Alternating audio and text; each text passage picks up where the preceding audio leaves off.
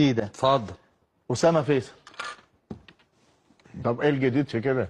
الجديد هتسمعوا مني دلوقتي. كلنا عارفين. الجديد هتسمعوا مني دلوقتي. يلا يا هاب. خارج حسابات النادي الاهلي تماما. الله. سمعت دي قبل كده؟ سمعتها قبل كده؟ لا ماشي. بس خلاص. تمام. ليه؟ ماتشات منتخب مصر الاخيره خلاص من غير قال لك تمام. حامد حمدان. حامد حمدان. لا الاهلي دخل فيه ولا عايزه ولا الراجل كتب رغبه للنادي الاهلي ولا اي تفاوضات. خارج حسابات النادي الاهلي. كويس؟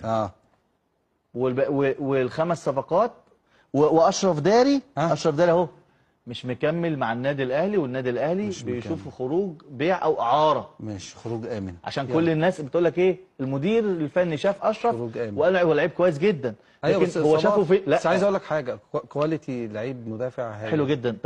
طب هو بيلعب؟ لا. طيب الناس اللي طالعه تقول اليومين اللي فاتوا دول المدرب شافه واقتنع بيه، هو لعب ولا اتدرب؟ ده لسه. طب يلا غيره. فبالتالي ما فيش. هو مصاب على طول بصراحه. فبالتالي بس هو لعيب كويس. لعيب كويس طبعا بس ما بيلعبش. ما لعبش وما لعبش.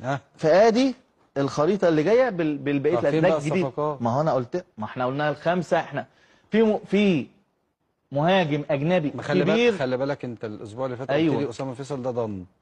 النهارده قلت لي خارج. ايوه ما انا بقول ده عادي. انا ايوه على فكره عادي في الصفقات. انا بقول لك اهو. وبدي لك السبب. متقبل الكلام ده في الصفقات. وبقول لك ليه. ساعه تروح وساعه تيجي. وبقول لك ليه. خلاص بعد الماتشات المنتخب خلاص قال لك هو مش المهاجم الصريح، والاهلي عايز مهاجم صريح. لا جراديشار احسن منه مثلا. ايا كان الاثنين يعني لعيبه كويسين عشان برضه ما نقللش من اسامه. مش قصدي هو الاهلي. أيوه بالظبط. هو الاهلي بيقول كده. انا معاك. ايوه بالنسبه لي بس لعيب مصري احسن طبعا. بس لكن هو الاهلي يقول لك يا عم انا جراديشار احسن منه. ففي مهاجم معايا. الخمسه بقى فيهم 2 اجانب. الخمسه فيهم 2 اجانب. فيهم 2 اجانب. ده مين بقى؟ اشرف داري ماشي بره. مين غير اشرف داري؟ فيهم 2 اجانب. الخمسه فيهم. ايوه ما هو قال لك سؤال حلو. ما كان هو الاهلي هيشوف مين اللي بره ويطلعه. بس هو قال مين تتوقع مين؟ هو مين يخرج منه؟ هو جراديشار. جراديشار ممكن يخرج اعاره مثلا ولا حاجه صح؟ بس لو جاب فرده تقيله. بس جراديشار لا غنى عنه. في فرده تقيله جايه في ابراهيم دياباتيه هي دي من ضمن المرشحين. ماشي. من ضمن المرشحين. من ضمن المرشحين. بس كده. ماشي. كويس. والصفقات دي ان شاء الله على شهر يناير. بس الصفقه دي المهاجم ده انا كنت بسمع عليه وانا صغير.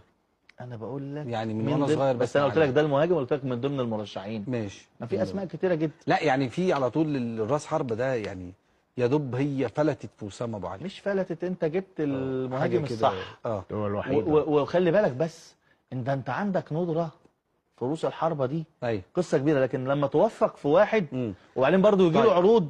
عمرو قال لي فكرني بشيكوبانزا. شيكوبانزا. بس عندي حته قبل الاستاذ عمرو ما يقولها. طبعا الاستاذ عمرو هنا انفرد معانا بحاجات كويسه. حلو. وهنا البرنامج اتكلمنا على نونو الميدا وتغيير الجهاز الفني. ما قلت نونو الميدا ده قلتها وقالوا لي لا. هنا اهو الكلام ده لما اتقال ابتدت الناس المكلفه في الزمالك انها بتجيب مدير فني اجنبي، ابتدوا يغيروا الرؤيه بعد كلامنا هنا عن نونو الميدا. في مدير فني اجنبي جاي. احمد رؤوف عنده ماتشين، نتائج الماتشين دي هتخش في استمرار لا ولكن يبقى ان في مدير فني اجنبي جديد